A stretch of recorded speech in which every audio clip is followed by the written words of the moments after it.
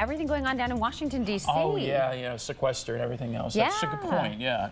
So it's sort of the great thing about having Twitter, because it's almost like a mini news feed, but also a little perspective, or if you see something neat, you might go, hey, did you check this out? It may not necessarily be what you normally do, like news. It could be something completely off, but what you might think is interesting, which is kind of like having that backseat look of what you're thinking. Yeah, yesterday I was following all this stuff with the Pope after I left work, and then I was at the gym and I was watching it and I was looking at it on Twitter. It was really interesting to kind of follow that along. I was thinking about historically, in the past, obviously, when we would be seeing a Pope, well, they didn't traditionally obviously leave like the Pope did now. Like 600 years since the last time they just retired. No Twitter back then. But it is interesting, and I'm just saying today, I think that if people pay attention to Twitter, they're going to see a lot with what's going on down in Washington, D.C., or what's not going on.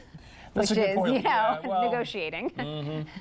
Well, it's also trending on Twitter. Guess what? The Harlem Shake. Again? Yeah. Well, it's not because we've already done it, right? I think that who's doing it now? Guess who's doing it now? The Miami Heat. Oh, really? Yes, the Miami Heat is doing it. Here it is. Okay, so everybody's stretching out, and one of the players, I don't know who that is, he's doing a Harlem Shake. Yep. Yeah, well, that's about right. Oh, wait, oh, man, I'm not sure which I like better. Is it the Mario Brothers guy or the guy with the... What about the king in front? Did you like that? Well, yeah, because, He reminds me of you, because whenever we do things, you're always, like, right out front and center. Yeah, I kind of... Yeah. Oh, this is like the extended mix. Oh, look, mime. Yeah, that's a good idea. I like it. This one's more low-key, I have to say. You think so? Really? Low-key? Well, like a boombox and everything.